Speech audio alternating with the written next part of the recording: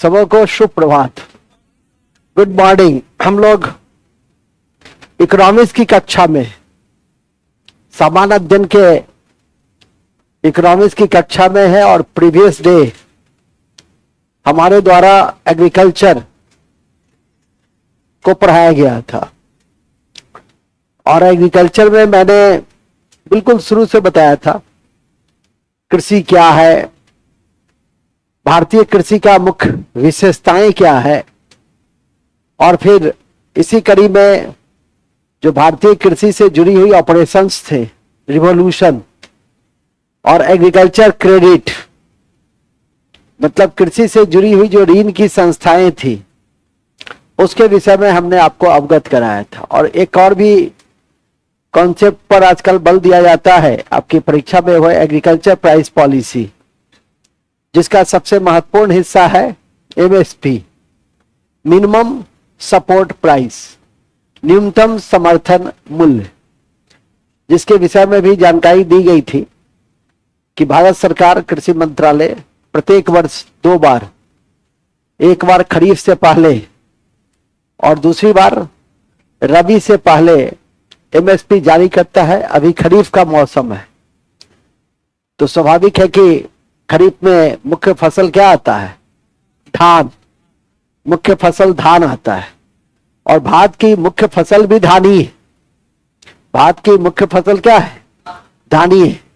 कि हम जितना प्रोडक्शन करते हैं उसका 40% हिस्सा जो है वो हमारा पैडी का ही है। हालांकि वैश्विक स्तर पे, आ जाइए जल्दी आइए, हालांकि वैश्विक स्तर पे ग्लोबल लेवल पर धान की खेती को हतोत्साहित किया जा रहा है, क्योंकि आपकी जानकारी में है ही कि धान की खेती पर्यावरण को क्षति पहुंचाती है, पर्यावरण को संरक्षण नहीं देती है बल्कि पर्यावरण को क्षति पहुंचाती है। ग्लोबल लेवल पर कोई भी अंतर्राष्ट्रीय सेमिनार होते हैं, सम्मेलन होते हैं, तो एक सबसे बड़ा इशू होता है ग्लोबल वार्मिंग, क्लाइमेट चेंज, और उसको कैसे कम करें इस पर विशेष रूप से ध्यान दिया जाता है। अभी हाल में ब्रिक्स का भी सम्मेलन होगा रूस में, और कल रात में न्यूज भी दे रहा था कि भारत और रूस के बीच 9 बिंदु पे समझौता किए गए।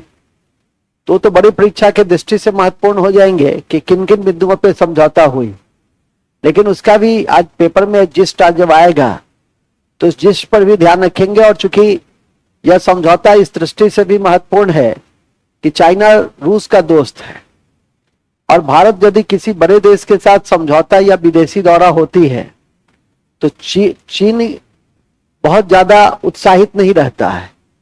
लेकिन भारत और रूस के इस दौरे और समझौते के परिप्रेक्ष्य में देखेंगे कि चीन का जो फॉरेन सेक्टर है वो भी काफी खुश है, क्योंकि चीन और रूस एक दूसरे के काफी करीब आ चुका है बदलते हुए वैश्विक परिदृश्य में। भारत को मल्टी डायमेंशनल लेवल पे फॉरेन सेक्टर में काम करना पड़ता है। जहां चीन और जापान के बीच उसकी बनती नहीं है, वहीं चीन हमारा सबसे बड़ा व्यापारिक भागीदार देश है। जापान से हमारे बड़े मधुर संबंध हैं। तो बहुत सारे फैक्टर्स पे ध्यान देना पड़ता है। जहां अमेरिका और रूस दोनों एक दूसरे के विरोधी हैं, वहीं दूसरी तरफ भारत को रूस के साथ भी अपनी ऐतिहासिक मित्रता को निभाना है, और वहीं उभरते हुए विश्व में वर्तमान जो वैश्विक संदर्भ है उसमें अमेरिका के साथ भी हमें अच्छे संबंध रखने हैं। और अमेरिका ऐसा नहीं है, अमेरिका आज भी हमारा दूसरा सबसे बड़ा व्यापारिक भागीदार देश है, और चीन के साथ हमारा निर्यात कम आयात अधिक होता है, जबकि अमेरिका के साथ हमारा निर्यात ज्यादा और आयात कम होता है। तो वो ज्यादा महत्वपूर्ण हो जाते हैं हमारे लिए। चीन से जो हम आयात करते हैं वो हमारे लिए बड़ा कंपलसरी आइटम्स है, और वो है हमारा थर्मल एनर्जी, जिसका बेस है एंथ्रेसाइट। हम लोग के यहाँ कोयला होता है, लेकिन कोयला बिटुमिनस प्रकार की होती है, बी ग्रेड की कोयला है, जबकि कोल सेक्टर, थर्मल सेक्टर में ए ग्रेड की कोयले की जरूरत होती है, एंथ्रेसाइट। और हम उसके प्रोडक्शन में बहुत, आ जाइए, हम उसके प्रोडक्शन में बहुत सक्षम, आत्मनिर्भर नहीं है। हमारे यहाँ एंथ्रेसाइट कहाँ होता है, किस राज्य में होता है? हमारे यहाँ एंथ्रेसाइट जम्मू कश्मीर में होता है। वेरी गुड, तुमको लगता है कुछ जड़ी बूटी मिल गया है, बहुत बढ़िया, वेरी गुड।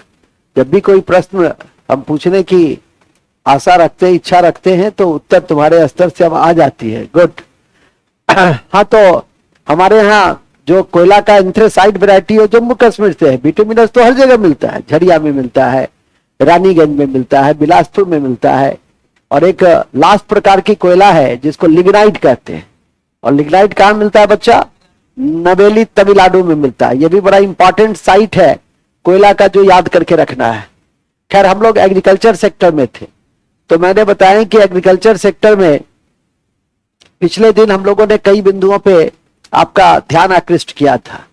हमारी आज की कक्षा एग्रीकल्चर के रिसर्च इंस्टीट्यूट, एग्रीकल्चर की कुछ महत्वपूर्ण प्लानिंग, एग्रीकल्चर की प्रोडक्शन, उससे जुड़ी हुई है। और इसके बाद लास्ट में हम लोग समय बचा तो नई आर्थिक नीति को देखेंगे, क्योंकि बड़े चैप्टर किसी को भी देखेंगे जैसे इंडस्ट्री। एग्रीकल्चर के बाद सामान्यतः हम इंडस्ट्री देखते हैं, लेकिन उसमें कम से कम 1.5 से 2 घंटे लगेंगे, जो अगले दिन की कक्षा के लिए हम सेव करके रखते हैं। तो स्टार्ट करते हैं एग्रीकल्चर भाग 2, कृषि भाग 2, कृषि भाग 2।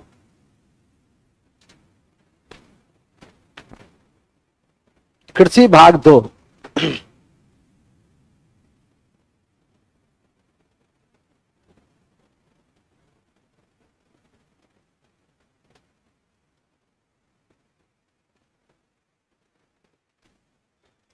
कृषि भाग 2 में लिखेंगे कृषि से संबंधित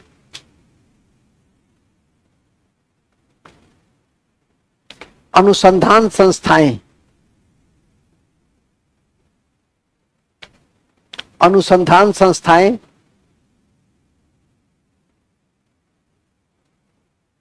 कृषि से संबंधित अनुसंधान संस्थाएं। सबसे पहला वही लिखेंगे, कृषि से संबंधित अनुसंधान संस्थाएं। देखिए, बहुत ज्यादा नहीं है, तो 40 के करीब में, लेकिन 40 नहीं याद करना है आप, परंतु 7-8 रिसर्च इंस्टीट्यूट जरूर याद रखना है। कृषि के विकास में इस अनुसंधान संस्थाएं की महत्वपूर्ण भूमिका है। अब अनुसंधान संस्थाएं में सबसे पहले राष्ट्रीय चावल अनुसंधान केंद्र को देखेंगे। हालांकि चाहे बजाहे मैं उसकी चर्चा करता रहता हूं कि राष्ट्रीय चावल अनुसंधान संस्थान कहां, तो कटक में है। और अंतर्राष्ट्रीय चावल अनुसंधान केंद्र कहां है, तो आ जाइए, अंतर्राष्ट्रीय चावल अनुसंधान केंद्र है आपका मनीला, फिलीपींस। तो लिखिएगा, सबसे पहले लिखिए राष्ट्रीय चावल अनुसंधान केंद्र, बॉडी, थैंक यू। राष्ट्रीय चावल अनुसंधान केंद्र,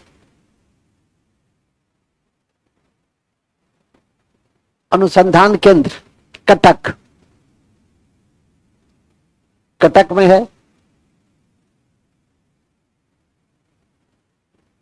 और वहीं पे लिख देंगे अंतर्राष्ट्रीय चावल अनुसंधान केंद्र, अंतर्राष्ट्रीय चावल अनुसंधान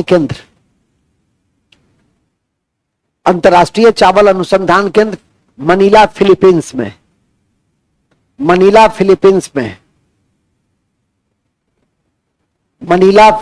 में है। फिलीपींस हमारे यहाँ एक अवार्ड भी जारी करता है यहां से, उसे हम रेमन मैग्सेसे अवार्ड कहते हैं। और ये रेमन मैग्सेसे अवार्ड को एशिया का नोबेल पुरस्कार कहते हैं।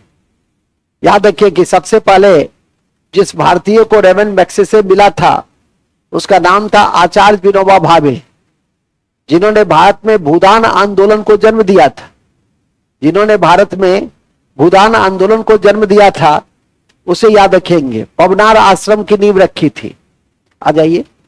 और इसके अलावा गांधी जी की जो व्यक्तिगत सत्याग्रह आंदोलन थी, उसके प्रथम सत्याग्रही के रूप में विनोबा भावे को हम लोग ऐतिहासिक पन्नों में याद रखने का प्रयास करते हैं। ये सभी तथ्य काफी महत्वपूर्ण है आपकी परीक्षा के दृष्टि से, चाहे वो भूदान यज्ञकर्ता के रूप में विनोबा भावे को आप जानिए, या पवनार आश्रम के संस्थापक कर्ता के रूप में जानिए, या गांधी जी के व्यक्तिगत सत्याग्रह आंदोलन के प्रथम सत्याग्रही के रूप में जानिए। तीनों में से कोई ना कोई तथ्य परीक्षा में पूछे जाने की संभावना होती है। और विनोबा भावे गांधी जी के सच्चे और पक्के अनुयायी थे। आ जाइए, सच्चे और पक्के अनुयायी थे। इसी कड़ी में हम लोग देखेंगे, अनुसंधान केंद्र को देख ही रहे हैं।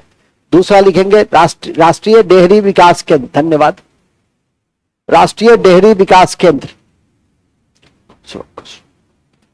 राष्ट्रीय डेयरी विकास केंद्र, राष्ट्रीय डेयरी विकास केंद्र आनंद, गुजरात में।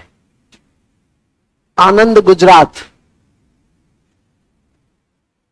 राष्ट्रीय डेयरी अनुसंधान केंद्र,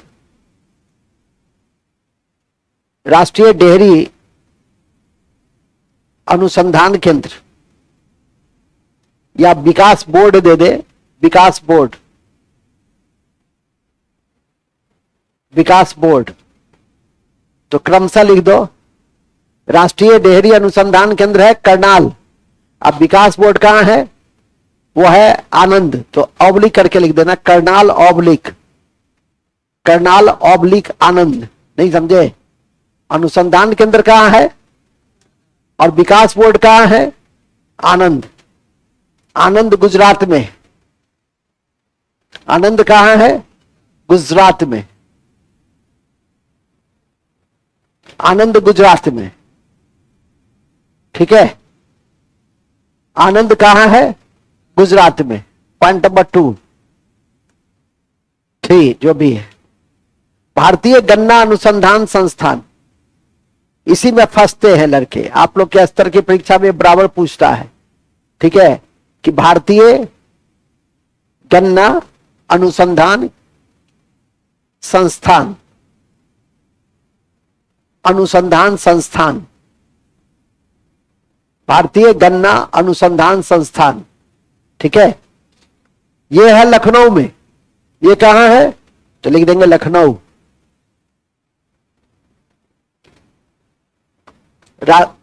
लखनऊ।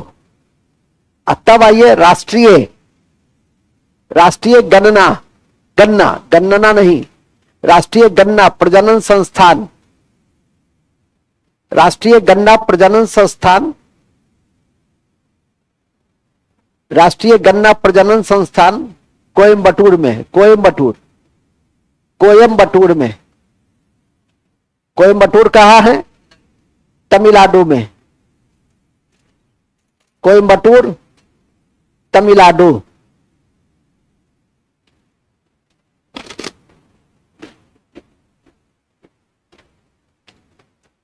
ठीक है, इस दोनों में कंफ्यूजन है कि नहीं? तो याद रखिएगा, इस दोनों में कंफ्यूजन है। और कंफ्यूजन क्या है?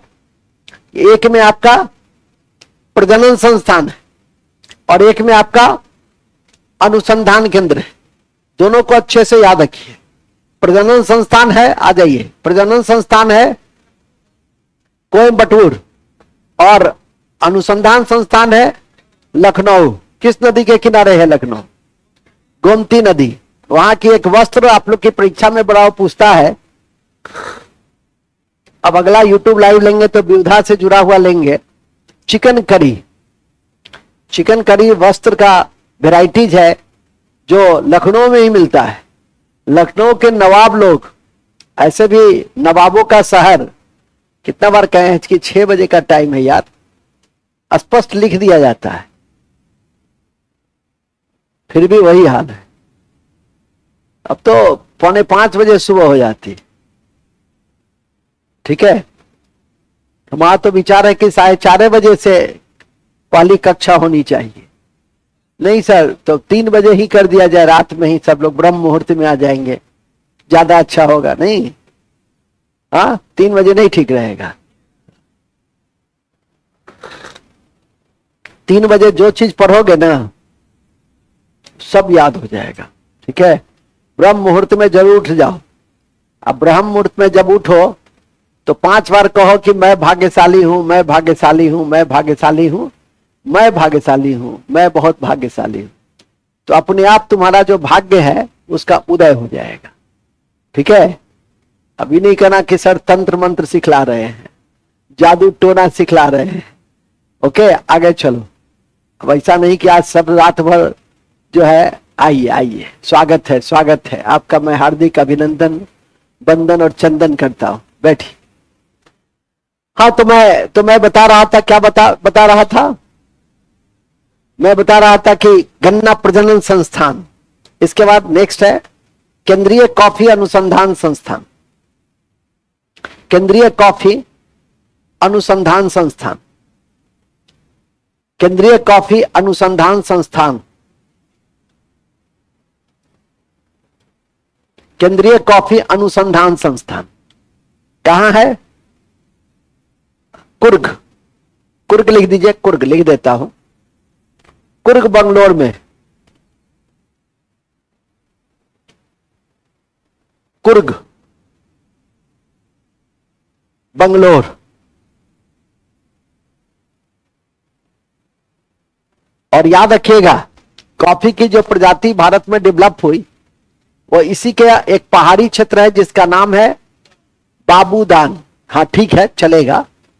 ऑब्जेक्टिव की तैयारी करते हो,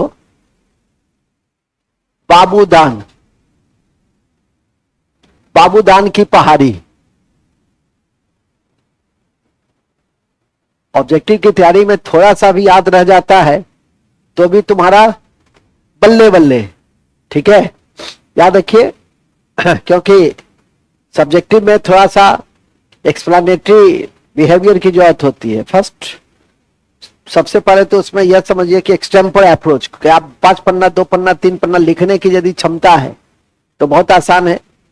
अभी कल एक विद्यार्थी फोन किया, सुमित, दरोगा बना है, कल सा रिजल्ट आया है, तो वो बीपीएससी की भी तैयारी करता था, लेकिन खुद कहा कि सर हमसे बीपीएससी नहीं होगा, हम लिख नहीं पाते। हम कहते तो दरोगा पे फोकस करो, अंग्रेजी आती नहीं है, मैथ से वितृष्णा है, ठीक है, जीके में बहुत मन लगता है क्योंकि श्रीमान आप पढ़ा देते हैं तो मन लग जाता है। तो तुम्हारा भविष्य किस में है? दरोगा में। जब हो संजोग से दौड़ धूप में ठीक रहता ही है, जवान लड़का है तो सब इसकी तरफ पिद्दी मार रहता नहीं है। कल रात में हमको फोन किया, सर जन्मदिन की ढेर सारी शुभकामनाएं सर, मैं भावना सर, ठीक है कि नहीं? तो ऐसा मतलब एक स्वयं को ही अपना नाम, जबकि इसका नाम है मुकेश, ठीक है, मैं इसका नाम सेव करके रखा हूं मुकेश, कहता है भावना। तो हम भी संगीत फिर देखे कि अरे तो मुकेश का है, ठीक है कि नहीं? आवाज भी उस समय इसका भावना ही टाइप का लगता है, तो बड़ा खतरनाक टाइप का ये व्यक्ति है, ठीक है कि नहीं? अब तुम अपना नाम मुकेश ही रखो, ठीक है? ऐसा नहीं कि इंटरव्यू में कहीं गए, इधर आइए श्रीमान, तीनों श्रीमान आइए, इधर आइए। पहला दिन आए हैं, कितने दिन से? हमसे मुलाकात हुई है? मुलाकात नहीं हुई, अच्छा आज आप बैठिए, आपसे मैं मुलाकात करूंगा। आइए आइए। अरे बिना मुलाकात किए हुए क्या परिचय नहीं होगा? आज तो मैं परिचय नहीं कर पाऊंगा आपसे, ठीक है? हाँ, तो कहीं पूछ दिया इससे कि आप अपना परिचय दे तो कहेगा मैं भावना कुमारी, तो गड़बड़ हो जाएगा ना। हालांकि अब परिचय नहीं पूछता है, अब बड़ी परीक्षा में इंटरव्यू में अब परिचय नहीं पूछता है, नाम नहीं पूछता है, कहां से पढ़े हैं यह नहीं पूछता है, मैंने ऐसे कोई भी प्रश्न नहीं पूछता है जिससे उसका नाम, उसका क्षेत्र इत्यादि का बोध होता है। लेकिन बातचीत के क्रम में तो पता लग ही जाता है कि आप विज्ञान ग्रेजुएट हैं कि कला विषय में आपने ग्रेजुएशन किया है और कहां से किया है, तो वो तो पता चल ही जाता है मोर और लेस, ठीक है कि नहीं? लेकिन नाम वाम नहीं पूछता है, इसलिए तुम अब बेफिक्र रह सकते हो, अपना तुमको जो नाम रखना है रख लो। खैर मूल में आ जाइए। तो वही मैंने कहा अभी कि यदि ऑब्जेक्टिव की तैयारी ही करते हैं तो साल 2 साल वो तो कैलेंडर है अपना, कोई परीक्षा 6 महीने में संपन्न हो जाती है, कोई परीक्षा 6 साल में भी संपन्न नहीं होती है। एक बिहार एसएससी था 2014 में, 1.5 साल लड़का पास किया इंटर का, वो 9 से 8 साल तक उसकी प्रक्रिया चलती रही, ठीक है कि नहीं? कई लड़का को नौकरी लग गया तो पूछता था कि सर क्या करें, इधर जाए कि उधर? हम कहें कि घर की तमन्ना है तो इधर आओ, घर की तमन्ना नहीं है, वो तो तुम्हारी परिस्थिति क्या है इस पे डिपेंड करता है कि तुम घर को देखना चाहते हो कि अपना प्रदेश में ही मजे में हो, बिलासपुर रेलवे में मजे में हो तो मजे में हो, नहीं यदि वहां रोज रो रहे हो कि घर के पास हो जाता, घर में होते तो कितना अच्छा होता है। सबका अपना अपना वो प्राथमिकता और भावनाएं होती हैं। मूल बिंदु पे आ जाइए। हमको तो गवर्नर बना के अंडमान निकोबार भी भेज देगा तो कहेंगे वही रहने दीजिए, बिहार में ही रहने दीजिए, वही ठीक है, वही सुख है हमारा। आगे लिखो, गवर्नर बनाता है, इतना आसानी से गवर्नर बनाता है, बहुत उसमें पापड़ बेलना पड़ता है। हाँ लिखो, कहाँ थे हम लोग? जी हाँ, तो कॉफी पी लिए। कॉफी की दो वैरायटी बताइए आप, अरेबिका और रोबोस्टा। Very good. कॉफी का बगान को क्या कहते हैं? फेजेंडा। कॉफी की सबसे बड़ी मंडी का क्या नाम है? सब पढ़ाई में है, जो ज्योग्राफी किया हो अच्छे से पढ़ा है, 2 महीना पढ़ाए हैं लगातार। बताओ जी। सौ पोलो। Very good. कॉफी के मंडी को क्या कहते हैं? सबसे बड़ी मंडी, सबसे बड़ा बंदरगाह कौन सा है कॉफी की? ये भी बता दोगे तो मैं खुशी से पागल हो जाऊंगा। अरे तुम लोग नहीं पढ़ा है, जो पढ़ा है बोलने दो ना उसको। कुंठित हो रहा है वो कैसे बता दिया सर? अरे पढ़ा है, याद रखा है, पढ़ा तो इसमें बहुत है। हाँ, सेंटोस। Very good, Santos. तो कॉफी की बंदरगाह ही है सेंटोस। कॉफी की सबसे बड़ी मंडी विश्व की सौ पोलो ब्राजील। ब्राजील 2 ही कारणों से जाना जाता है, 3। फुटबॉल, पेले वहीं का था। पिछले बार बिहार एसएससी में दरोगा में पूछा भी था कि पेले का संबंध किस खेल से है, जबकि मैं ऐसे ही बता देता हूं, फिर भी एक विद्यार्थी का असल लिखाए नहीं थे ना, कंफ्यूजन हो गया, क्रिकेट है कि बेसबॉल है कि फुटबॉल, जो कि पेले बहुत प्रसिद्ध खिलाड़ी रहा। मैराडोना, पेले, नहीं, इन सबको लिखाने की थोड़ी जरूरत होती है। ये तो अपेक्षा की जाती है कि बच्चे अपने स्तर से भी इन सब चीजों को, लेकिन कहीं चर्चा चलती, जैसे अभी चर्चा चल गई।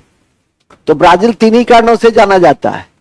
एक पेले के का फुटबॉल, तो फुटबॉल का सबसे प्रसिद्ध खिलाड़ी था पेले। जब ब्राजील विश्व कप जीतता था तो पेले को राष्ट्रपति बनाने जाने की मांग होती थी। और दूसरा है कॉफी, तो कॉफी के लिए बहुत प्रसिद्ध है, ठीक है। अब तीसरा है, और वो है आपका सांबा नृत्य, ठीक है। तो सांबा नृत्य कहां? तो ब्राजील में। और कॉफी तो है, यही 2 वैरायटी बहुत इंपॉर्टेंट है जो इंडिया में भी है, अरेबिका और रोबोस्टा। और इंडिया में लीडिंग स्टेट कॉफी का कौन है? कर्नाटका। और इंडिया में जिस क्षेत्र से कॉफी की उत्पत्ति हुई वो था बाबूधान की पहाड़ी, और उसी के आसपास कुर्ग कॉफी बोर्ड का गठन किया गया। तो इसको ऐसे भी यदि कभी भुला जाओ, कुर्ग कर्नाटक याद रहे, तो उसके आधार, परसेप्शन के आधार पे भी बना लीजिएगा कि कर्नाटक दिया है तो कुर्ग ही होगा। ऐसा नहीं ना कि चिकमंगलुरु कुर्ग कर्नाटक, बंगलोर कर्नाटक, हासन कर्नाटक, ऐसा कभी चॉइस नहीं देगा। आओ आओ जी, आओ जी। इसी तरह से आकर हम पर जो उपकार तुम लोग कर रहे हो उसके लिए हम तुम्हें आजीवन याद रखेंगे। बैठो, ठीक है। चलिए तो आगे लिखेंगे। कॉफी हो गया, कॉफी पी लिए ना, आगे बढ़ो, अब चाय पियो, चलो। तो कॉफी अनुसंधान केंद्र लिख लिए ना, कॉफी बोर्ड लिख लो। कॉफी तो अनुसंधान केंद्र था, कॉफी बोर्ड उसी के पास है चिकमंगलुरु। आ जाइए, इसी तरह से समय पे आ जाइए। चिकमंगलुरु व्हाट्सएप पे नहीं जुड़ी हुई है बच्ची, तो कितने बजे का टाइम था? अच्छा, कहाँ है घर? अच्छा, बैठो बैठो। तो ऑटो भी नहीं चलता है सुबह। कहाँ थे? चिकमंगलुरु। आ जाइए। अरे पूछिए मत, लेट हो जाए तो पूछिए मत, आज आने की टेंडेंसी रखिए। दिवाली तो छूना है, ऐसे करके छू लीजिए। आओ जी, आओ जी, आओ, आ जाइए। इसी तरह कभी कभी आराम से खुश रहिए। बहुत बुरा आदमी, थैंक यू वेरी मच, बहुत बहुत धन्यवाद। दुकान नहीं, कोई बात नहीं है। अरे तुम आ गए, यही मेरे लिए बर्थडे है, गिफ्ट है, ठीक है कि नहीं? कितना निश्चल छात्र है, देखते हो, बड़ा निश्चल छात्र है। इसके जैसे पंडित राजकुमार शुक्ल के निश्चलता से प्रभावित होकर गांधी जी चंपारण चले गए, गांधी जी चंपारण यूं ही नहीं गए। गांधी जी को जिस किसान नेता ने तिनकटिया प्रथा के विरोध में समझाया था, वो किसान नेता राजकुमार शुक्ल था।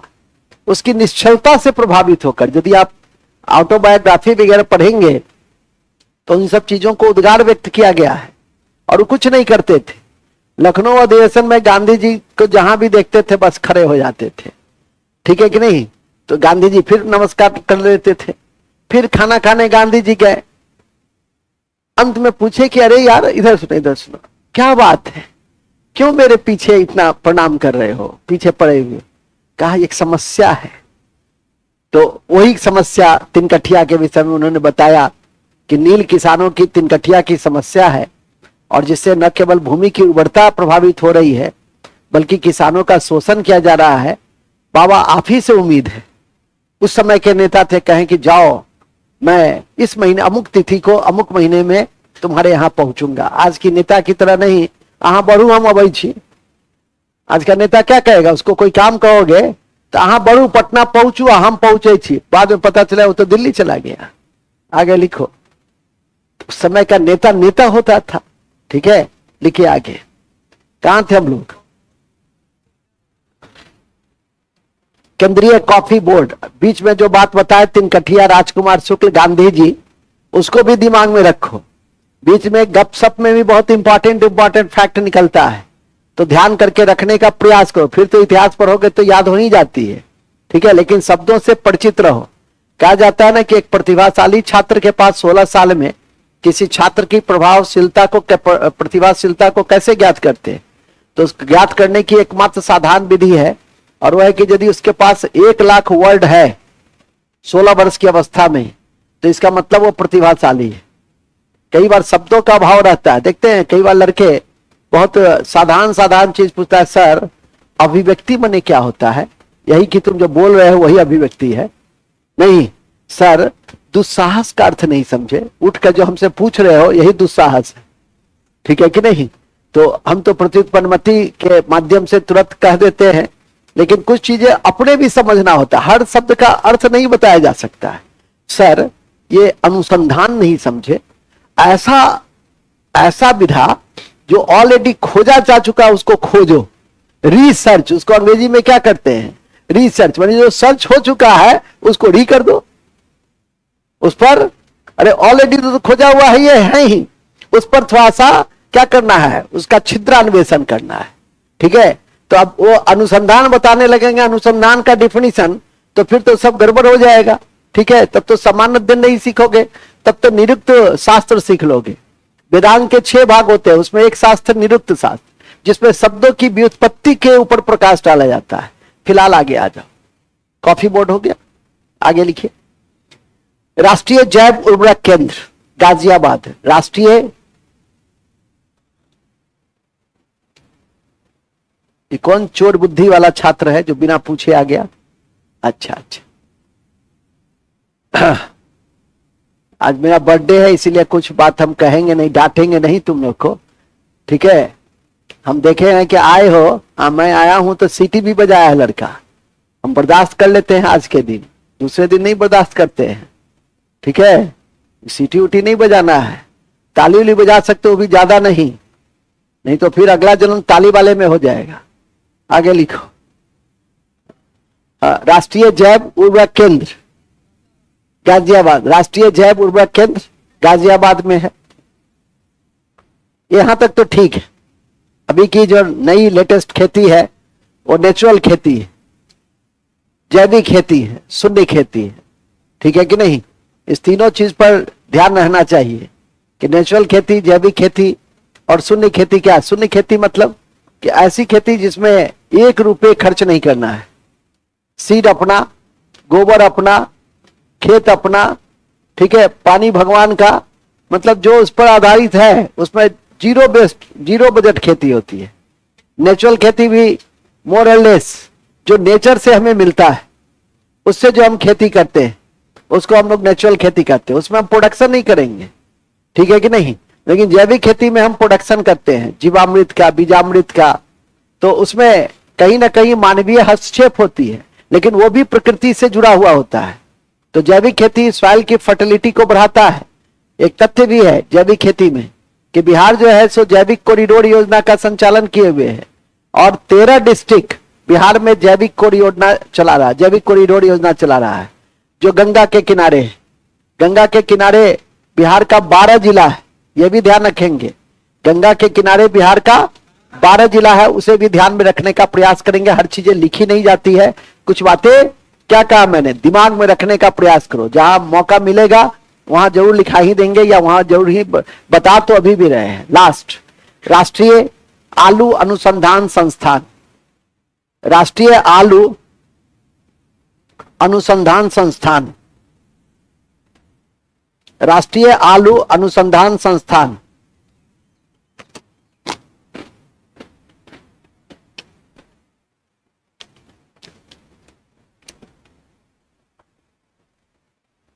राष्ट्रीय आलू अनुसंधान संस्थान कहां?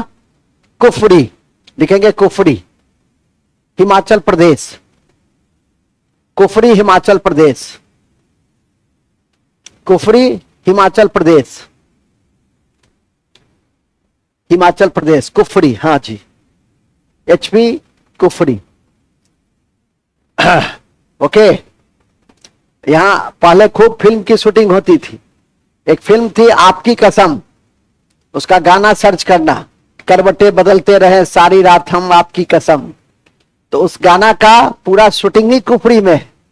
तो सर आपको कैसे पता सर? कि मैं जब गया हिमाचल प्रदेश AA का इंटरव्यू देने शिमला, तो बगल में ही है 25 किलोमीटर पे, तो गया तो वहां हर टूरिस्ट यही कहता था कि चलिए सर मैं उस स्पॉट ले चलूंगा कि जहां इस फिल्म की शूटिंग हुई, उस फिल्म की शूटिंग, वो गाना फिल्माया गया। जब जाओगे टूरिस्ट प्लेस पे तो ऐसे ही तुमको पुलाएगा, ठीक है कि नहीं? अरे सब स्पॉट ही एक रहता है। पहाड़ में जहां बर्फ है वहां सब स्पॉट ही एक रहता है। अभी यहाँ तुम यदि गर्मी से जूझ रहे हो तो पहाड़ों में कुफरी में जाओगे तो बर्फ का दर्शन हो जाएगा। मूल बिंदु पे आ जाओ। कुफरी प्रजाति की आलू भी होती है जो परीक्षा में पूछी भी जाती है कि कुफरी प्रजाति का संबंध निम्नलिखित में से किससे है? धान से, गेहूं से, आलू से, कटहल से। तो ये मारेगी कटहल, कटहल खाती है तो कटहल, ठीक है। तुम तो कुछ खाता ही नहीं है, तुम तो हवा पीता है। तो हवा का क्या वैरायटी होता है? कोई वैरायटी नहीं है। प्रजाति किसका होगा? धान का, गेहूं का होगा। उस दिन पढ़े भी थे गेहूं की प्रजाति कल्याण सोनालिका, नहीं, हवा का थोड़ी प्रजाति होगा। हवा की प्रजाति है शुद्ध हवा है कि अशुद्ध हवा है, ठीक है कि नहीं? गांव में शुद्ध हवा है और शहर में अशुद्ध हवा है। उसका कारण है नगरीकरण, औद्योगिकरण। ऐसे कभी कभी बातचीत वाले शब्द भी परीक्षा में पूछे जाते हैं। एक दिन बताया मैंने कि गरीबी का भारत में क्या कारण है, ठीक है कि नहीं? आप लोग को भी बताते हैं जब गरीबी का अध्याय होगा तो गरीबी का 2 कारण है। पॉपुलेशन, अब पॉपुलेशन सबसे पहला कारण है क्या? पॉपुलेशन।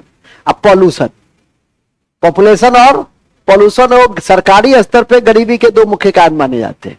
कि हमारे यहाँ जनसंख्या की अधिकता है 142 करोड़, आज बता रहे हैं, कल हो सकता है 145 करोड़ हो जाए, ठीक है। तब हमारा अड़ोसी पड़ोसी सब जो है वो खामखा जो है सो भारत से टकराने की क्षमता रखता है।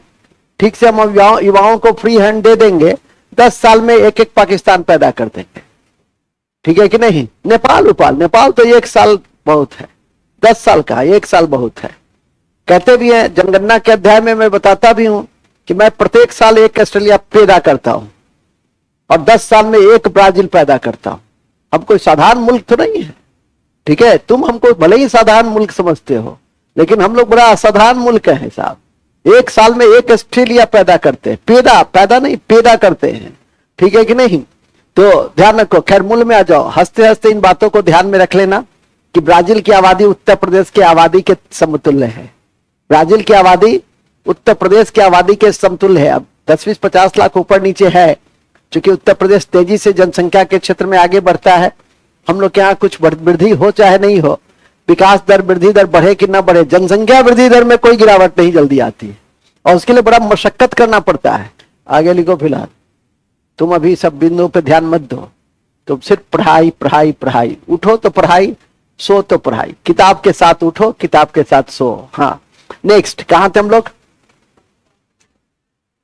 जी? आलू। आलू खा ली? लगता तो नहीं है कि तुम आलू खाती हो, ठीक है, आलू खाती तो आलू की तरह की हो जाती। जो आलू खाता है वो आलू, देखिए वो आलू खाता है, देखो आलू की तरह का हो गया। आगे लिखो, कहां थे हम लोग? हो गया कुफरी प्रजाति तक कंप्लीट। तो कृषि अनुसंधान आपका समाप्त हो गया। कृषि अनुसंधान में मैंने कहा ही था कि 4-5 ही अनुसंधान केंद्र है। अभी नहीं कहना कि सर 4-5 कहां है, 8-9 लिखा दिए सर। इतना तो याद करना पड़ेगा कम से कम, अपनी परीक्षा के दृष्टि से उतना तो याद रखना होगा। और समय समय पे जो भी राष्ट्रीय केंद्र बने, प्रधानमंत्री जी उद्घाटन करें, तो उस सब पे नजर रख लेना है, तो करेंट भी हो जाएगा, एग्रीकल्चर भी हो जाएगी। तो इस तरह से इन चीजों को देखा। इसके बाद का कृषि अनुसंधान केंद्र आपके समाप्त हो गए। पिछले दिन हमने बिल्कुल शुरू से पढ़ाया एग्रीकल्चर क्या है, कहे भी जवाहरलाल नेहरू के शब्दों के दृष्टि से भी कि everything can wait but agriculture can not.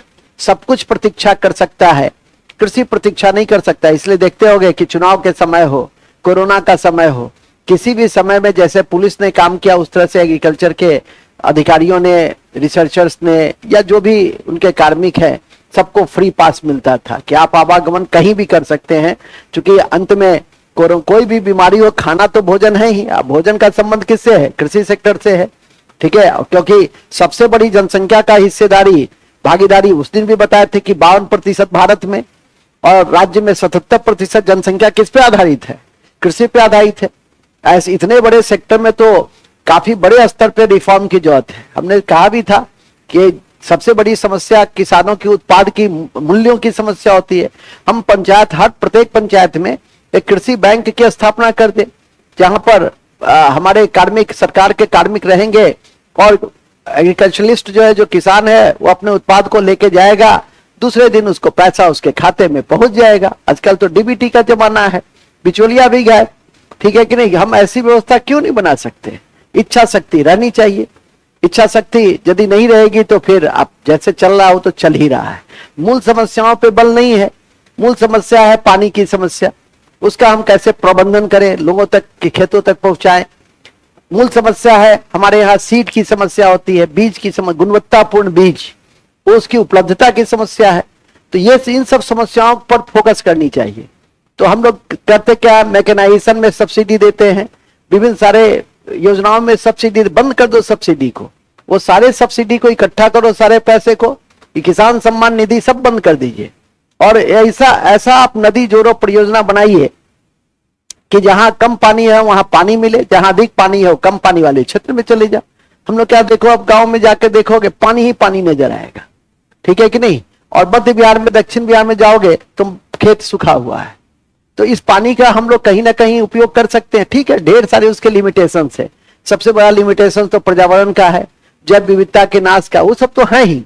लेकिन उसी में हमें आगे यदि भौतिक विकास करना है तो भौतिक तरीके से कीजिए, और नहीं विकास करना है तो बाढ़ के साथ जीना सीखिए। पानी के साथ जहां सूखा है तो सूखा रहने दीजिए, तब अनुदान दीजिए। किसान तो 3 फसल की प्राप्ति करता है, खरीफ, रबी, अनुदान। आपदा में जो अनुदान मिलता है, डीजल अनुदान नहीं, विभिन्न अनुदान जो मिलता है उसकी भी आशा रखता है। चलो आगे चलेंगे, नेक्स्ट। अब आ जाइए कृषि का प्रकार में। कृषि का प्रकार एक बड़ा इंपॉर्टेंट प्रकार है। एक है ट्रांसफर एग्रीकल्चर, शिफ्टिंग एग्रीकल्चर कहते हैं उसको। और इससे क्वेश्चन आपकी परीक्षा में निश्चित रूप से पूछे जाने की संभावना रहती है। तो लिख देंगे कृषि का प्रकार। कृषि का प्रकार, कृषि का प्रकार। पहला प्रकार है शुष्क खेती।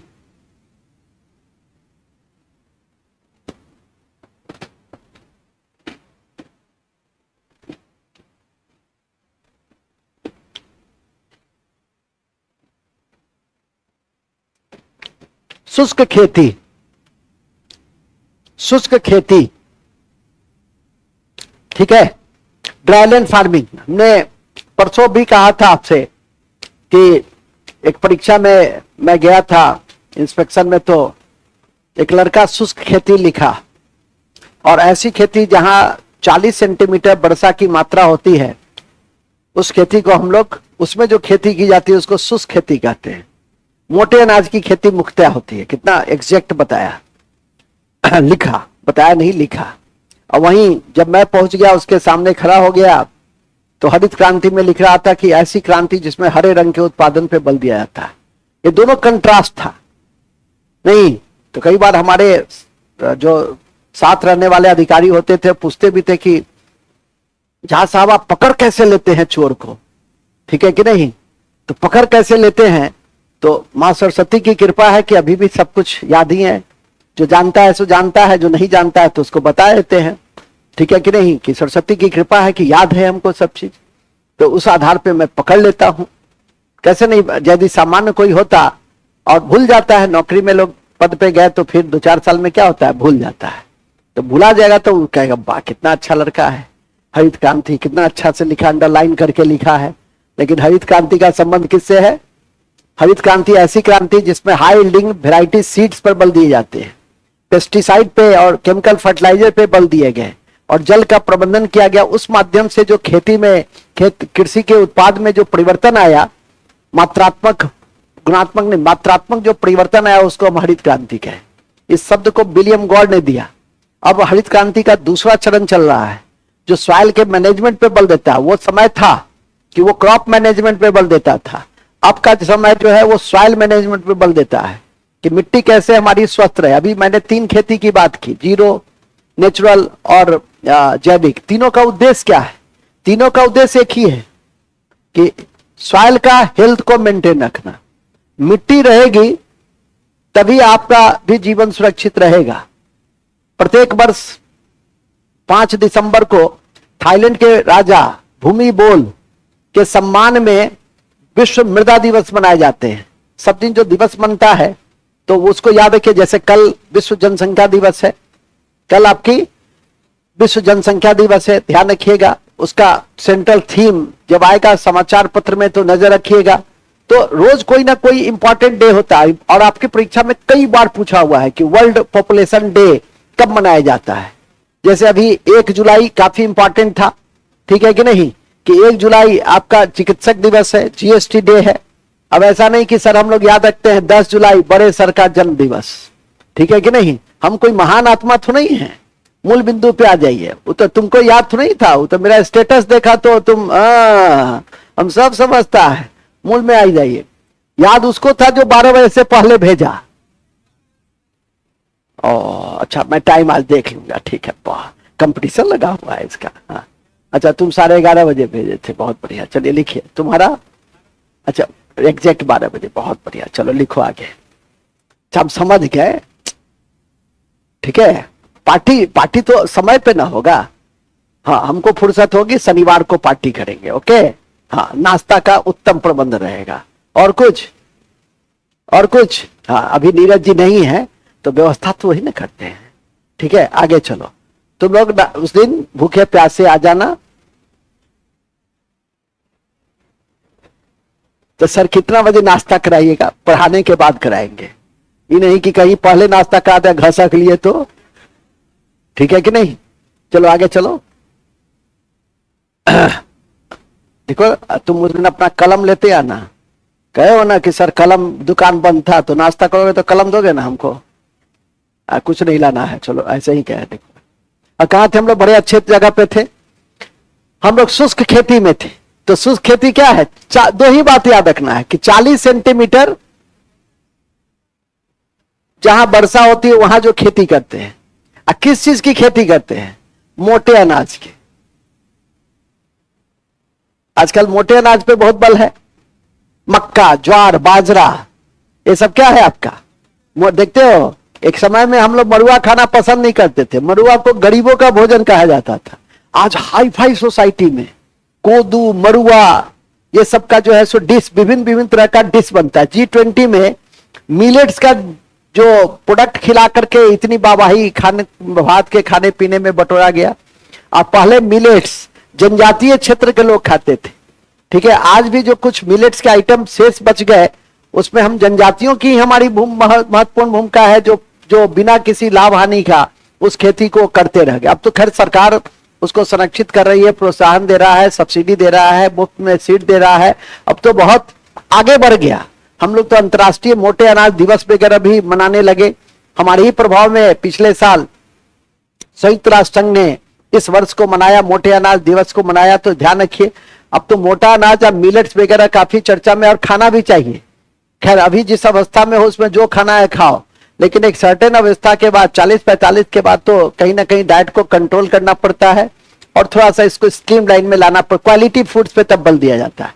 अभी तो हूरने में जितना हूर सकते हो उतना हूर लो, 1.5 किलो चावल, 2 किलो दाल, आधा किलो आलू का चोखा, नहीं जितना खाना है खा सकते हो। आगे लिखो, ठीक है। कहां थे हम लोग? शुष्क खेती। तो 40 लिख दो, ऐसी खेती जिसमें वर्षा की मात्रा 40 सेंटीमीटर होती है। वर्षा की मात्रा 40 सेंटीमीटर होती है। वर्षा की मात्रा 40 सेंटीमीटर होती है और मोटे अनाज की खेती की जाती है। और मोटे अनाज की खेती की जाती है। मोटे अनाज की खेती की जाती है। मक्का, जैसे मक्का, बाजरा, ज्वार, मक्का, बाजरा, ज्वार, मक्का, बाजरा, ज्वार। अभी नहीं पूछ देना कि सर मक्का क्या होता है, हम बेहोश होकर यहीं गिर जाएंगे। आजकल गूगल का जमाना है, जाके देख लो मक्का कैसा होता है। नहीं, ठीक है, आगे बढ़िए। तो ये है। दूसरा आपका एक इंपॉर्टेंट है और वो है प्लांटेशन एग्रीकल्चर। तो प्लांटेशन एग्रीकल्चर क्या हुआ कि ऐसा खेती जो व्यापारिक उद्देश्य से हम करते हैं और उसका प्लांट के रूप में उसको हम रोपते हैं। जैसे हमारा कपास है, जूट है, गन्ना है, चाय है, ये सब कैसी खेती में आता है? प्लांटेशन। आपसे पूछ देगा, रोपण खेती का उदाहरण नहीं है। एक तो कॉमन क्वेश्चन है खरीफ और रबी, ठीक है कि नहीं? आप देखिएगा कृषि का अध्याय, अपनी परीक्षा का प्रश्न पत्र उल्टाइएगा तो कृषि के अध्याय में कई बार पूछे हुए हैं रबी फसल है, रबी फसल नहीं है। हम उस दिन भी बताए कि सिर्फ तुम रबी फसल याद करके रख लो तो जो शेष है वो नहीं है, और बहुत आसानी से याद हो गया होगा। गेहूं, जौ, चना, मटर, सरसों, ठीक है कि नहीं? तो इसको ध्यान करके, हालांकि अब मक्का वगैरह सब जो है वो रबी में भी होता है, खरीफ में भी होता है। हमारी कई एरिया में ये आपके खरीफ में भी मक्का की जाते हैं। बेगूसराय है जैसे, कटिहार है जैसे, अब तो दरभंगा वगैरह में भी मक्का में पानी, अब तो चूंकि दरभंगा वगैरह का ऐसा बेल्ट है कि यहाँ पानी नहीं भी बरसेगा, नेपाल ऐसा पानी छोड़ेगा कि पानी पानी हो जाएगा। अभी देख रहे होंगे कि बैराज जो है वो भीम बांध वगैरह सब में से पानी छोड़ा गया, और बैराज तो स्टोर करके रखता है फिर पानी का, वाटर इलेक्ट्रिसिटी प्रोडक्शन, लेकिन जब बहुत अधिक हो जाती है तो उसका सभी गेट को खोलना पड़ता है। तो पूरा जो ये एरिया है आपका कोसी, सहरसा वगैरह का, ये कुशेश्वर वगैरह का, उस सब में ऐसे ही पानी आ जाता है, ठीक है कि नहीं? एक तो नीचा भी है तो स्वाभाविक है कि नीचे बेल्ट में पानी का ग्रहण क्षमता क्या होगा? ज्यादा होगा। हम लोग के यहाँ सब जगह पानी आएगा, बेनीपुर में कई जगह पानी नहीं आएगा, पूरा दरभंगा डूब जाएगा। लेकिन बेनीपुर का कुछ क्षेत्र जैसा है पंचायत, चूंकि ऊंचा पे है, यदि आप टोपोग्राफी देखिएगा बिहार का टोपोग्राफी, तो दक्षिण से उत्तर क्या है? ऐसे है। तो जैसे ही ऐसे है तो पानी क्या होगा? वो इस एरिया में आकर क्या होगा? स्टोर हो जाएगा। सीधी सी बात है। मूल में आ जाइए। मूल यह है कि ऐसी खेती, पहले लिखो प्लांटेशन एग्रीकल्चर, रोपण खेती। ऐसी खेती जो व्यापारिक उद्देश्य से, ऐसी खेती जो व्यापारिक उद्देश्य से किए जाते हैं, ऐसी खेती जो व्यापारिक उद्देश्य से किए जाते हैं उसे रोपण कहते हैं, उसे रोपण खेती कहते हैं। जैसे कपास, जैसे कपास, जूट, कपास को उजला सोना कहते हैं। कपास को ब्रैकेट में लिख दीजिए उजला सोना, उजला सोना पूछेगा, उजला सोना, कपास, जूट, जूट को ब्रैकेट में लिख दीजिए गोल्डन फाइबर, जूट को ब्रैकेट में लिख दीजिए गोल्डन फाइबर, ठीक है। गन्ना, गन्ना, गन्ना के विषय में 2 फसल हमेशा याद रखिए कि एक वर्षीय होता है, एक होती है गन्ना, इसलिए उसका जलवायु परिवर्तन पे बहुत ज्यादा प्रभाव नहीं पड़ता है। कभी कभी ये भी क्वेश्चन पूछ देगा, हालांकि जलवायु परिवर्तन है, प्रभावित तो होगा ही, लेकिन जो मौसमी होगा वो ज्यादा प्रभावित हो जाएगा। और ये ऐसा है कि सालों भर होता है, सालों भर होता नहीं है, इसका टाइम पीरियड ही क्या है, साल, 1 साल का है इसका और अरहर का।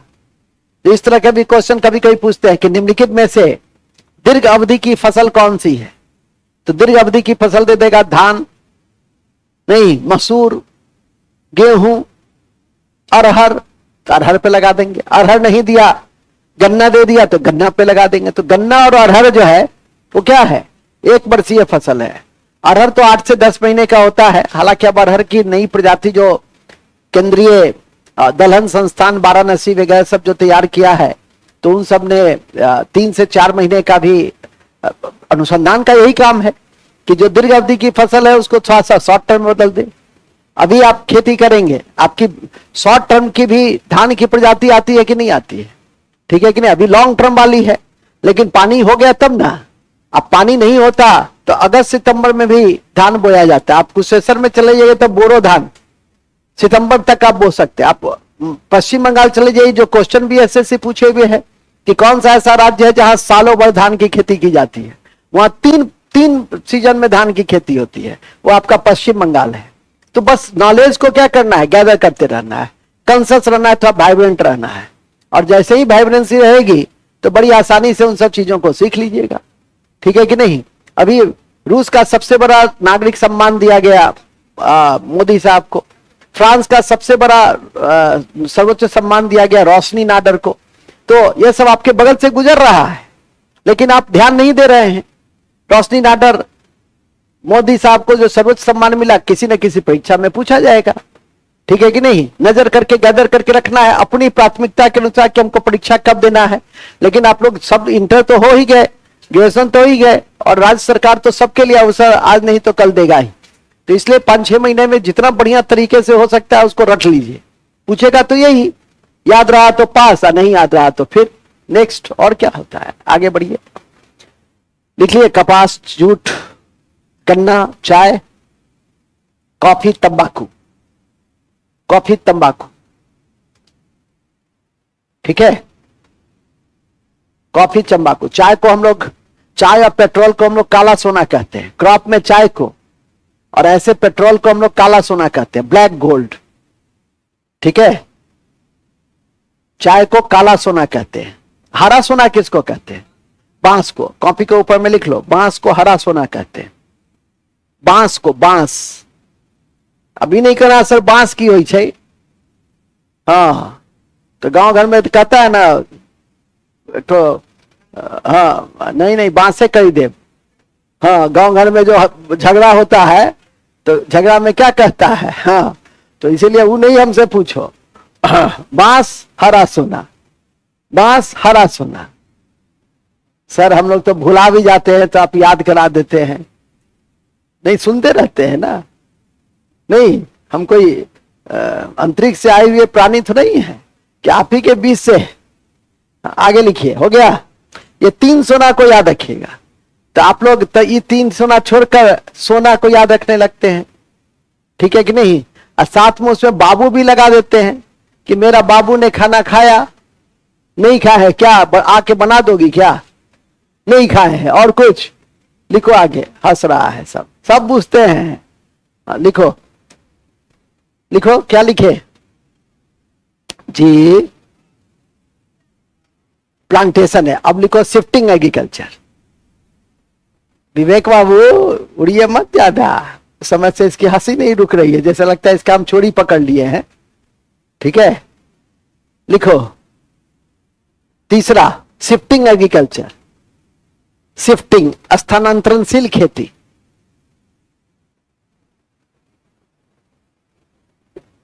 स्थानांतरणशील खेती, शिफ्टिंग एग्रीकल्चर।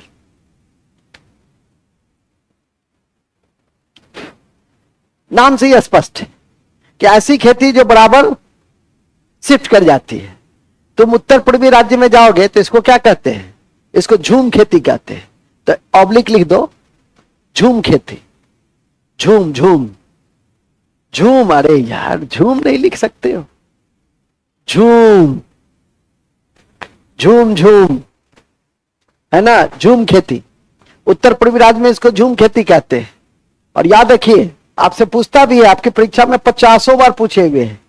झूम है एक प्रकार का नृत्य, एक प्रकार की खेती। दे दिया दो और चॉइस बना दिया, तो जानते रहोगे तो खेती, खेती का प्रकार, और नहीं जानते रहोगे तो एक प्रकार का नृत्य। तुमको लगेगा झूम झूम एक प्रकार का नृत्य गया, तो याद रखिए कि एक प्रकार की खेती है। और कैसी खेती है? शिफ्टिंग है। और कहां होती है? उत्तर पूर्वी राज्य में होती है। तो हमारे यहां उत्तर पूर्वी राज्य में उसको हम लोग झूम कहते हैं, आंध्र प्रदेश में उसको पोडू कहते हैं, केरल में उसको कुमारी कहते हैं, इसके बाद आपका बीवर कहते हैं मध्य प्रदेश और छत्तीसगढ़ में। विभिन्न देशों में भी इसके अलग अलग नाम है। जैसे म्यांमार में तुंगिया कहते हैं इसको, आपका इंडोनेशिया में लदांग कहते हैं, श्रीलंका में चिन्ना कहते हैं। तो डिफरेंट कंट्री में भी इसके अलग अलग नाम है। और आपको जब देगा तो सुमेलित करने में देगा। यह क्वेश्चन सिंगल लाइन नहीं देता है, सिंगल लाइन में एक ही क्वेश्चन बराबर देता है झूम, ठीक है कि नहीं। लेकिन जब भी देगा तो सुमेलित करने में देगा, मतलब असुमेलित चुने। तो नाम याद रहना चाहिए, और कहां है, कहां हो रहा है उस तरह की खेती, उसको ध्यान रखना चाहिए। इसको हम लोग बुश फैलो खेती भी कहते हैं, इसको काटो जलाओ खेती भी कहते हैं, क्योंकि काटता है, वन को काटा, खेती किया, फिर जलाया, आगे बढ़ गया। तो ये इसका टाइप होता है, जनजातीय टाइप की खेती है ये। प्रिमिटिव क्लास जो है वो डिप्राइव सेक्शन जो है वो ज्यादा करते हैं। प्रिमिटिव क्लास मतलब जो ऐसे क्लास जो काफी पीछे पिछड़ गए हैं विकास के दौर में। आप क्या विकास के दौर में आप कदम से कदम मिला के चल रहे हैं। आपने एजुकेशन ग्रहण कर लिया, हेल्थ को मेंटेन कर लिया, अब आपको जो सरकार की नीति है उसके अनुसार जो रोजगार मिलेगी उस कंपटीशन में अपने आप को फिट बैठा लेना है, ठीक है कि नहीं। फिजिकली, मेंटली, जो भी इंटेलेक्चुअली जैसे भी है उसको अपने आप को फिट बैठा लीजिएगा। परीक्षा के कई चरण होते हैं, हर चरण के अलग अलग डिमांड होती है। अभी बता ही रहे थे कि सब्जेक्टिव ऑब्जेक्टिव भी होती है। ऑब्जेक्टिव वाले में उसमें फिजिकल कई जगह नहीं होता है। जैसे अभी चतुर्थ स्नातक की परीक्षा होगी उसमें कोई फिजिकल नहीं है, और जो पीटी है वही मेंस है, ठीक है। लेकिन बिहार एसएससी की और परीक्षा जो पुलिस वुलिस की होती है, दरोगा वगैरह की होती है, उसमें फिजिकली क्या होना पड़ता है। इतने लड़के पास करते हैं फिजिकल में जाकर के लुढ़क जाते हैं। और इस जून के महीने में दौड़ाता है, ये नहीं कि आपको जाड़ा में दौड़ाएगा, जब भी दौड़ाएगा तो जून में दौड़ाएगा। मैं कल आ रहा था, रास्ता में मैं देखा कि 9 बजे रात में 10 लड़का कम से कम मुजफ्फरपुर का जो बीच वाला रोड है उस पर दौड़ रहा है, खाली शरीर दौड़ रहा है। इस तरह की मेहनत की जरूरत होती है। तो बाद में हमको जानकारी मिली हम न्यूज चैनल से ही कि अग्निवीर भर्ती योजना आज से मुजफ्फरपुर में शुरू होगी। तो उसका अभ्यास रात में कर रहा था।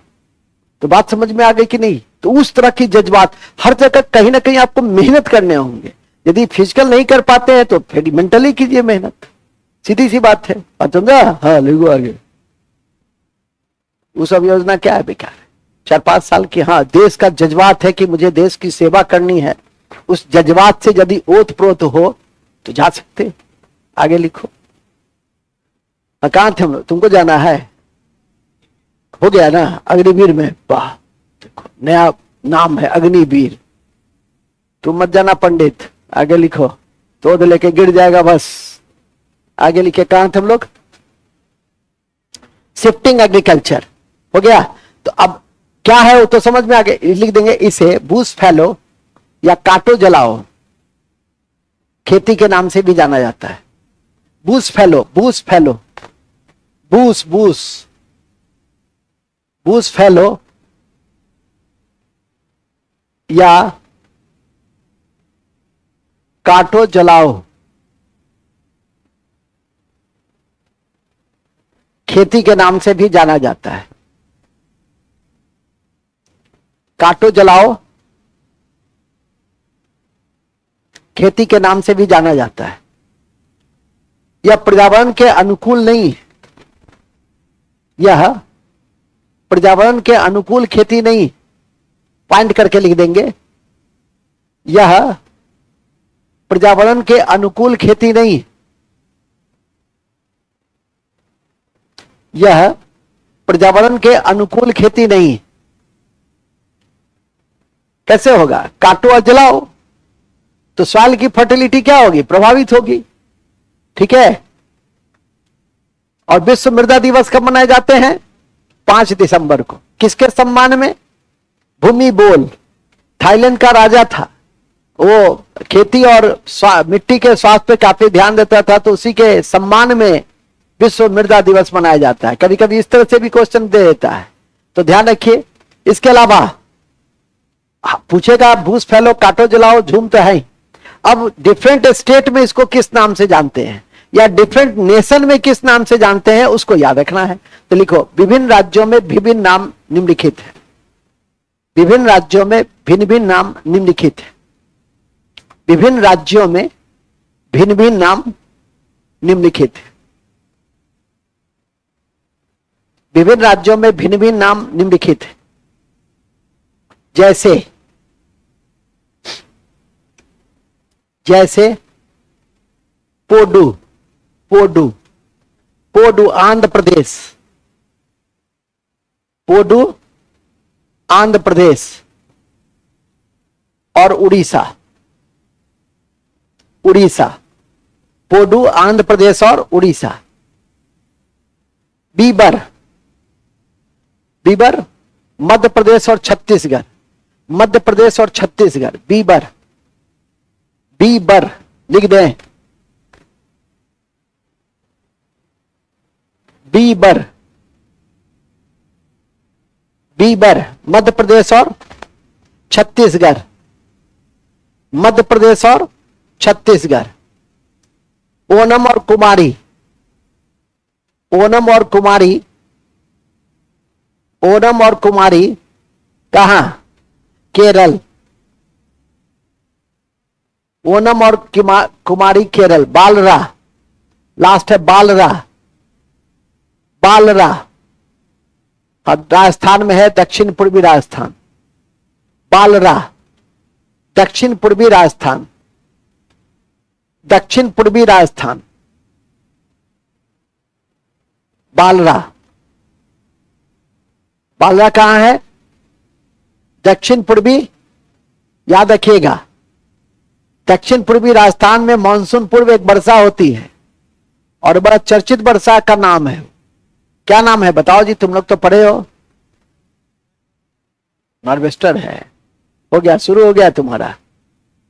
मेवात, उसका मेवात या मावट, उसको ज्योग्राफिकल नाम है मावट, मावट, लेकिन परीक्षा में देता है मेवात। कोई बात नहीं है, भाव को पकड़ लेना है।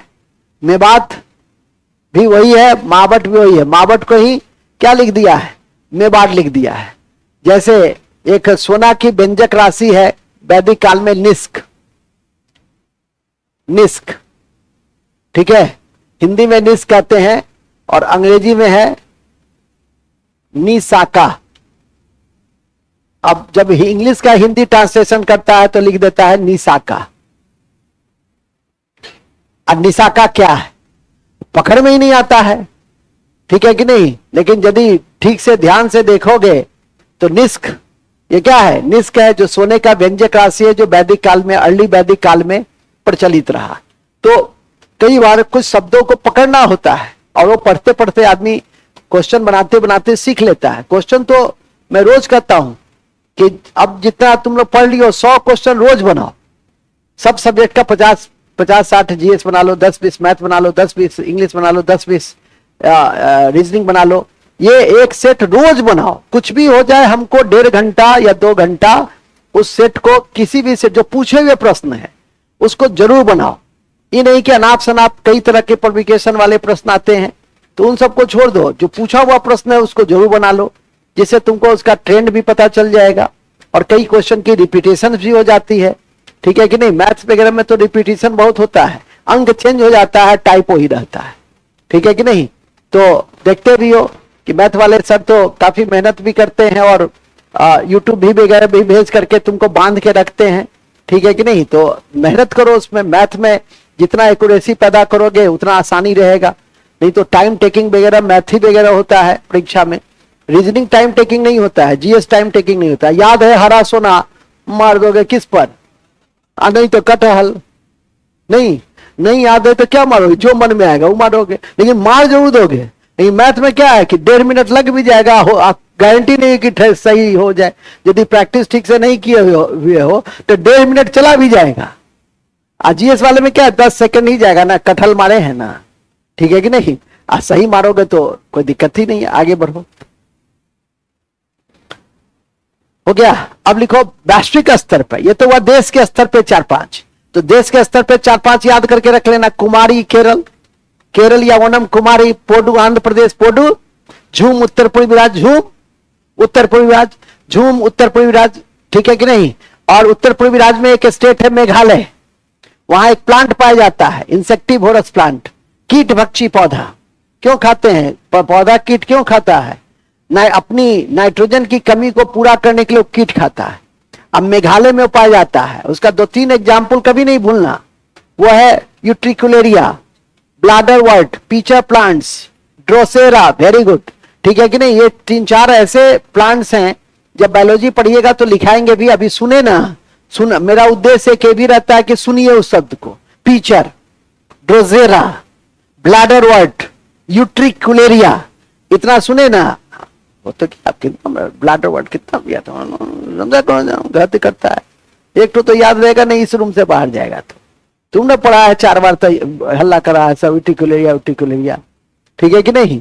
वो भी पढ़ लेगा, याद हो जाएगा उसको, ठीक है। तुम कितना बार पढ़ा है, 2 बार। हम कहे 3 बार तो कहता नहीं सर 2 बार तो पढ़े हैं, नहीं ना 1 बार और तो हो ही जाएगा, ठीक है। आगे लिखो। तो बाल रहा हो गया। अब वैश्विक स्तर पे लिख लो, वैश्विक स्तर पर, वैश्विक स्तर पर, वैश्विक स्तर पे म्यांमार में है तुंगिया,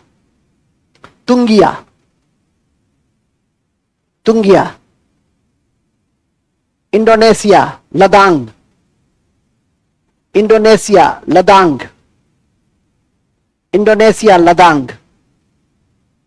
श्रीलंका चिन्ना,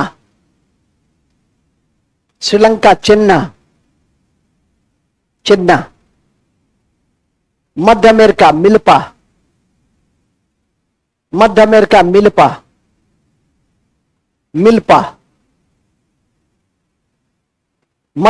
मिल्पा, ब्राजील रोका, ब्राजील,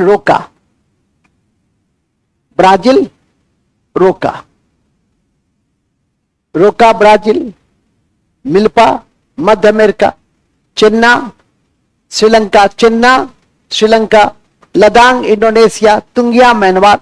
पता है कि यही 5 में से आएगा तो रट लेना है। म्यांमार में एक रोहिंग्या मुसलमान की समस्या बहुत चर्चित समस्या है, जो आपकी परीक्षा में पूछा जाता है।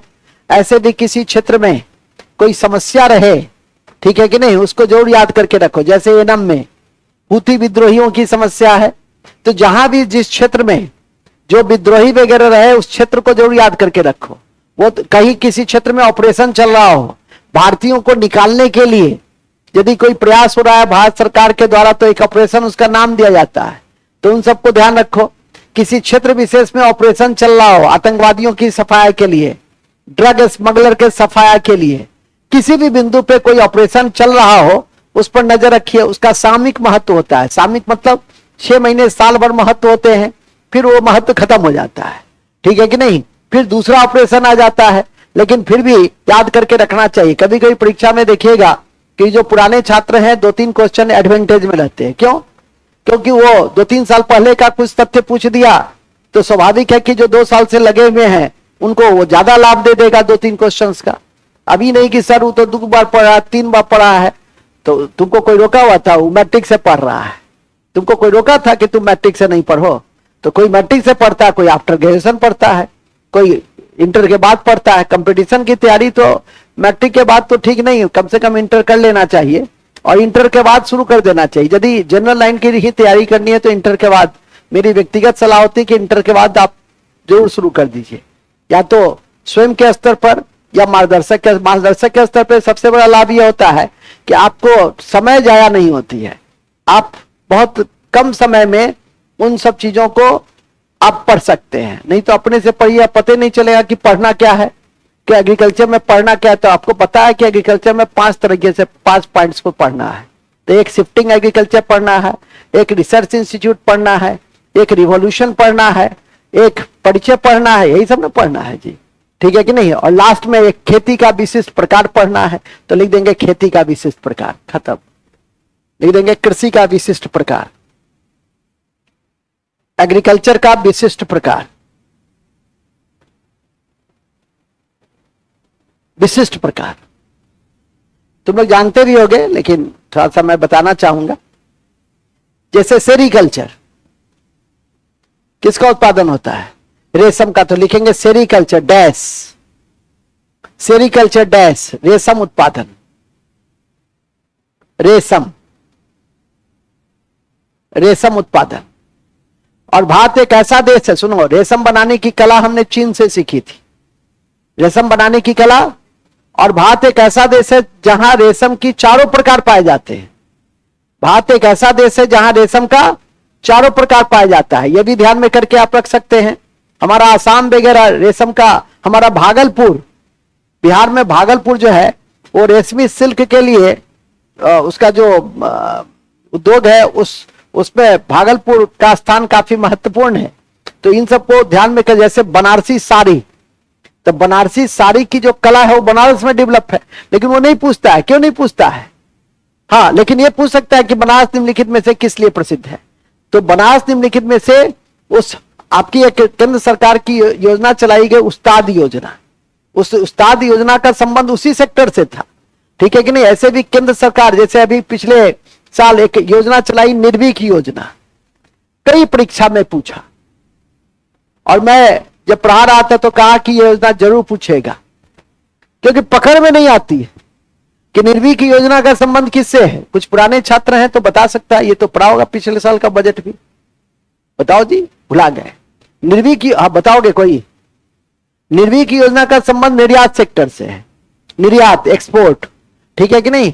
इसलिए जब निर्यात सेक्टर पढ़ाएंगे फिर बताएंगे कि 2023-24 के बजट में एक नई योजना का समावेश किया गया जिसका नाम था निर्भीक।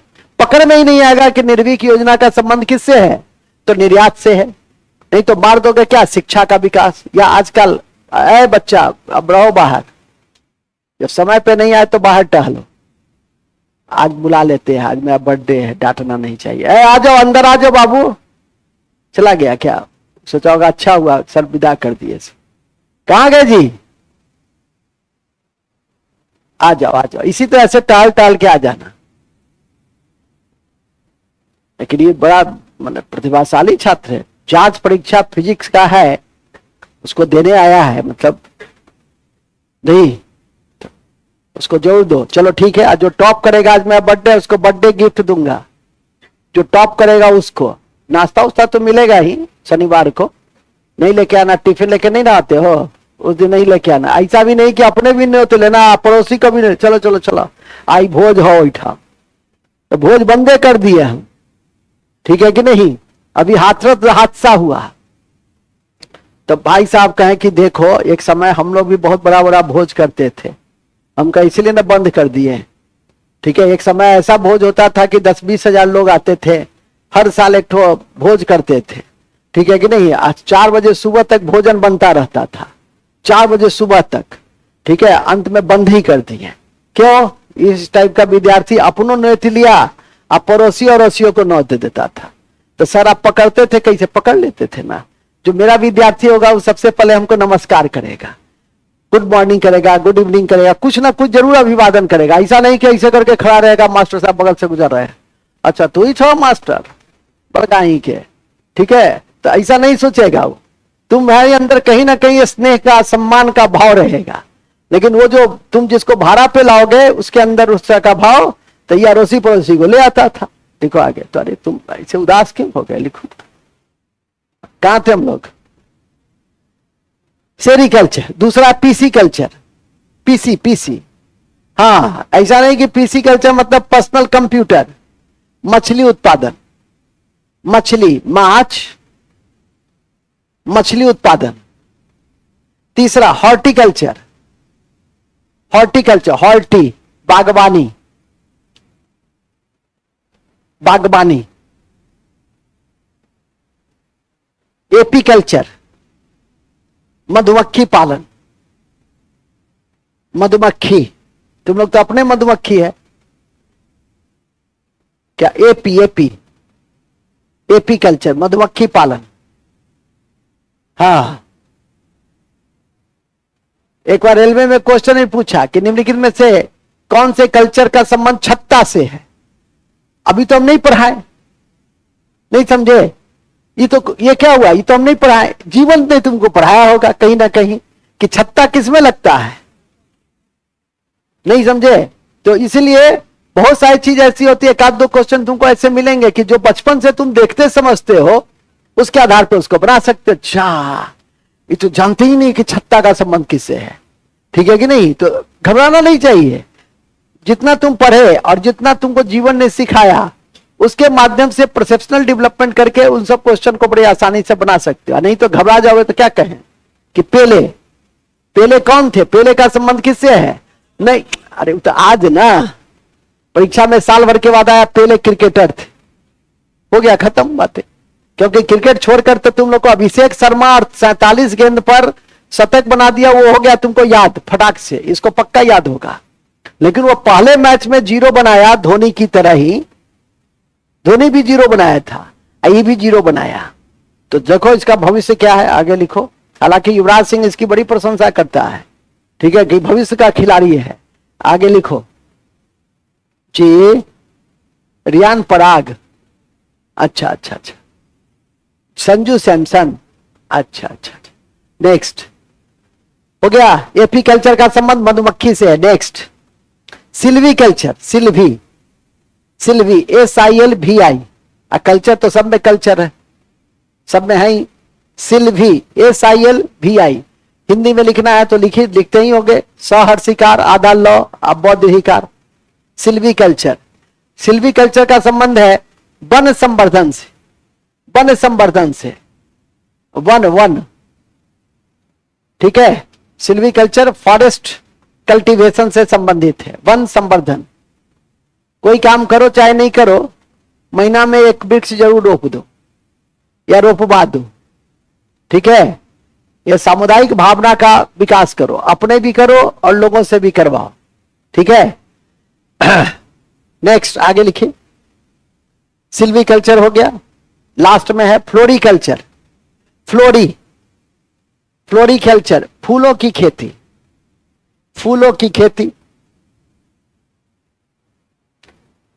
फूलों, सिल्वी में वन है, वन फॉरेस्ट, फ्लोरी में फूल है, फ्लोरी में फूल है।